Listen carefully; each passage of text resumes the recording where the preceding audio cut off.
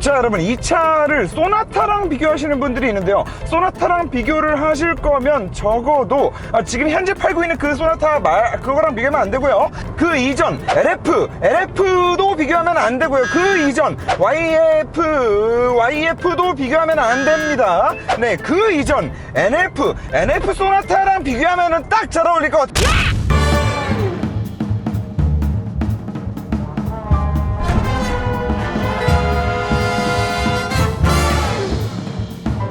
자, 여러분 안녕하십니까. 대단히 반갑습니다. 모트라인입니다.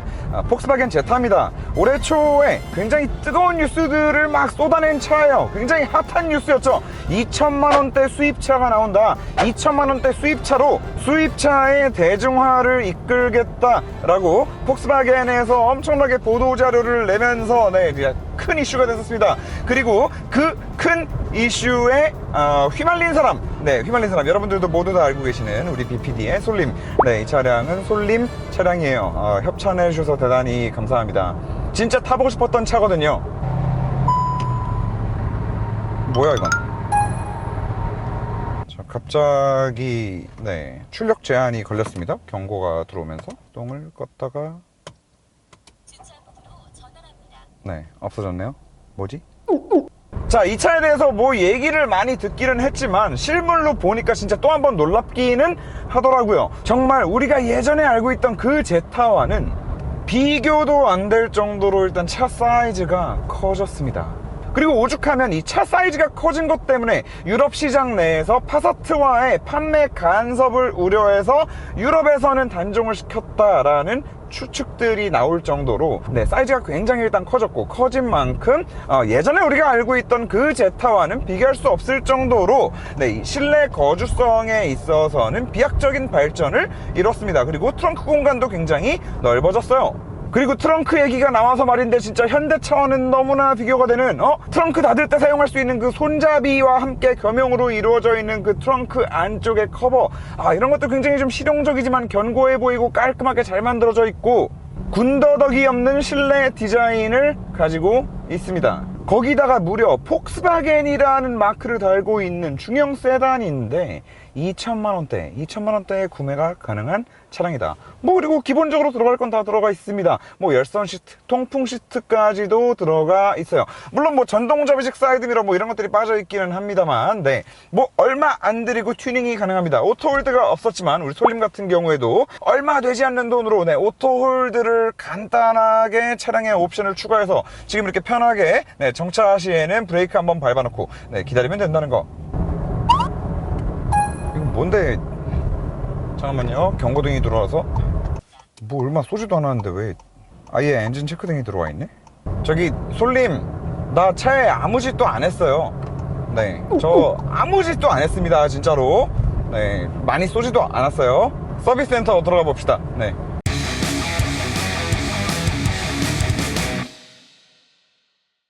자, 그런데 여기서 여러분들이 절대 잊으시면 안 되는 명언이 하나 있습니다.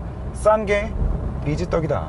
자, 이 차는 무려 중형 세단인데 뒤쪽 서스펜션에 토션빔 구조를 사용합니다. 물론 토션빔을 사용했다고 해서 무턱대고 욕할 건 아니에요. 토션빔을 가지고 푸조와 같은 운동 성능과 승차감을 만들어내는 브랜드도 있기 때문에. 자, 그런데 이 토션빔을 사용한 제타의 승차감은 그래도 이 토션빔을 사용하면서 고속 안정성과 그리고 컴포트함, 이 사이 어딘가에 잘 위치시켜서 두 마리 토끼를 최대한 잘 잡아보려고 노력하는 최신의 그런 토션빔을 사용한 차량들의 승차감과는 좀 많이 동떨어져 있는, 정말 많이 동떨어져 있는 그런 승차감을 보여줍니다. 한마디로 승차감이 쉐시다. 그래서 이 고속주행에서의 느낌부터 좀 말씀을 드려보면, 여러분들 그 소나타 NF 시절, LF도 안 되고 YF도 안 되고 NF까지 넘어가야 돼요. NF 시절 소나타를 생각을 해보면 그 국산차 특유의 출렁출렁 방지턱을 넘어도 출렁출렁 그 출렁거리는 승차감이 생각나실 겁니다. 지금 얘가 거의 그 NF 시절의 소나타 수준으로 고속에서 출렁거리는데, 조금 더 구체적으로 설명을 드려보자면, 우리가 차를 운전하다 보면 고속에서도 차가 계속 위아래로 상하운동을 합니다. 그런데 그 상하운동을 하는 폭이 꽤 큽니다. 그리고 그렇게 고속주행을 할 때 달리고 있는 도중에 차가 위로 크게 떴다가 떨어질 때 이거를 얼마나 차 안에 충격을 최소화시키면서도 부드럽게 잡아서 차에 롤이 발생되지 않게 만들면서 그대로 직진 안정성을 확보해 주느냐가 바로 이 고속주행에서 안정감을 만들어내주는 핵심이라고 할 수 있겠습니다. 그런데 지금 이 녀석은 차가 고속으로 달리고 있는 도중에 이런 움푹 파인 도를 만난다. 보통 한 번은 차가 한 번 위로 딱 떴다가 떨어질 때 이거를 한 번에 부드럽게 적당히 싹 잡고 그대로 쭉 밀고 나가는 게 아니라 띠용 띠용 띠용 띠용 띠용 띠용 띠용. 뭔 말인지 아시겠죠? 굳이 이걸 그래프로 표현을 하자면 이 뒤에 잔진동이 너무 여러 번 일어나는 거예요. 출렁. 이 상하운동, 상까지도 괜찮은데 아래로 떨어질 때 이거를 깔끔하게 한 번에 얼마나 부드럽고 간결하게 떨어뜨려서 차를 계속 그립을 잡고 앞으로 가게 하느냐, 이게 고속 안정성에 있어서 굉장히 중요한 부분인 거고, 제타는 지금 결국 그게 안 되는 거예요. 계속 출렁출렁출렁 하면서 가니까 이 고속에서 서스펜션이 범프되고 리바운드 되는 모든 상황에 계속 이게 고속 안정성이 떨어진다는 느낌으로 밖에는 다가오지 않는 거죠. 다시 말해서 고속으로 달리면서 칼질을 하는 것도, 급차선 변경을 하는 것도, 그냥 급차선 변경까진 아니더라도 일반적인 차선 변경을 하는 것 자체도 그냥 다 부담스러워요. 그리고 이런 고속 선회로에서는 두말할 것도 없고, 고속 선회로에서 차가 한번 또 이렇게 범프된다. 그러면 아무래도 운전자가 느끼는 불안감은 더 커질 수밖에 없고, 안정감이 떨어진다라는 느낌을 받을 수밖에 없는 그런 승차감을 가지고 있습니다. 제가 추정하기로는 지금 폭스바겐에서 이 차를 더 이상 유럽에 판매하지 않고 미국에 좀 팔고, 그리고 중국에 판단 말입니다. 그리고 중국의 싸지타로 판매를 하는데, 이게 아무래도 유럽에서 판매할 일이 없는 차다라고 생각을 하면서 기존에 그 자기들이 가지고 있던 그 유럽 감성, 그 독일 감성의 그 승차감을 그냥 아예 갖다 버리고 최대한 돈을 안 들이면서 최대한의 부드러운 승차감을 만들어보자 라는 거에만 집중해서 차를 만들어낸 결과가 아닐까라는 생각이 듭니다. 그리고 지금 이 차가 출렁거리는 승차감을 가지고 있다고 해서 이런 방지턱을 넘을 때의 승차감이 그래도 좋겠구나라고 생각하시면 또 큰 오산입니다.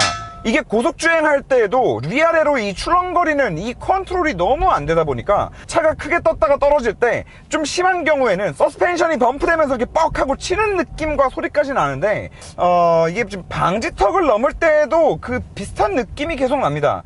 그냥 천천히 넘어봐도 이 고속주행할 때랑 마찬가지로 위로 떴다가 떨어질 때가 문제예요. 떨어질 때가 또 조금만 세게 나오면은 지금 이런 식으로 앞뒤로 치는 소리가 엄청나게 크게 나고요.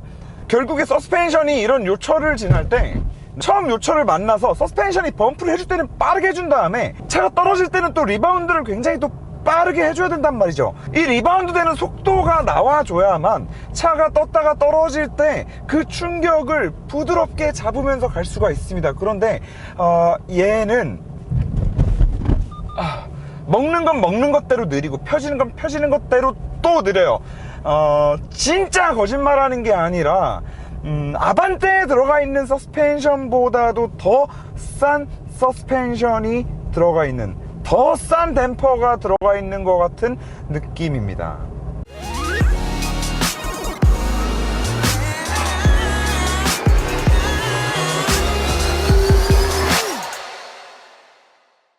파워트레인 같은 경우에는 지금 여기 뭐 경고등 들어와 있는 거는 글쎄요. 이게 뭐 원래 이런 증상이 있었는지는 한번 좀 물어봐야겠지만, 일단 이 아까 경고등이 갑자기 들어오면서 출력 제한이 걸리고 뭐 4000rpm 이상으로 밟지 말라는 경고등이 뜬, 뭐 이거는 일단은 뭐 둘째 치고, 일단 엔진 자체는 뭐 1400cc 터보 엔진이라고 하기에는 꽤나 괜찮은 출력을 가지고 있기는 합니다. 일상 주행하는데 출력 때문에 문제가 될 것 같지는 않아요. 그런데 굳이 따지자면 좀 많이 아쉬운 거는 미션입니다. i18단 미션이 들어가 있어요. 전륜 기반이고 i18단 그런데 이 전륜 아이신 8단 미션이 들어가 있는 차들 치고 이 미션의 느낌이 별로다라고 표현했던 차가 아마 없었던 걸로 기억하는데, 지금 이 녀석 같은 경우에는 제가 봤을 때는 하드웨어적인 문제라기보다도 똑같은 아이신 8단 미션을 넣어놨어도 지금 여기 들어가 있는 이 1.4L짜리 터보 엔진과의 궁합, 그리고 이 매칭의 문제인 것 같습니다. 한마디로 말해서 로직이 좀 병신인 것 같다. 그리고 사실 이렇게 저배기량 차량일수록 미션 로직이 정말 중요하거든요. BMW 같은 경우에 520i 같은 차량을 타더라도 출력이 얼마 안 되더라도 운전이 재미있을 수 있는 이유, 그리고 승차감이 좋다라고 느낄 수 있는 이유는 바로 그 똑똑한 미션에 있거든요. 물론 그 BMW가 가지고 있는 뭐 무게 배분이나 그런 스포츠성, 안정감 이런 것들도 물론 있겠지만 그 BMW의 똑똑한 미션 로직이 정말 큰 몫을 하는 거거든요. 그런데 지금 얘는 가뜩이나 저배기량의 저출력인데 그나마 터보가 있으니까 토크가 좀 나오는 구간이 있단 말이에요. 그런데 그 토크가 나오는 구간을 이 미션이 제대로 잘 찾아 들어가 주지를 못해요. 그러니까 예를 들어서 BMW 같은 경우에는 전륜 미션을 사용하는 BMW건 뭐 ZF를 쓰는 후륜 미션을 사용하는 BMW건 간에 이런 언덕길에서 아주 살짝만 악셀에 발을 딱 갖다 대도 가속이 필요한 상황이구나 라고 재빠르게 판단을 해서 굉장히 부드럽고 빠른 속도로 딱 적절한 토크가 나오는 그 구간에 귀신같이 갖다 변속을 시켜줍니다. 그렇게 되면 아무리 출력이 좀 작아도, 아무리 배기량이 좀 작아도 운전하면서 사람이 일상 영역에서 답답함을 쉽게 느낄 수가 없어요. 그런데 지금 얘는 일단 악셀의 양에 따라서 제가 변속을 시키는 그 타이밍 자체도 좀 불규칙한 데다가 언덕길에서 나는 가속이 필요한 상황이어가지고 악셀에 발을 살짝 갖다 댔어. 그런데 차가 안 나가.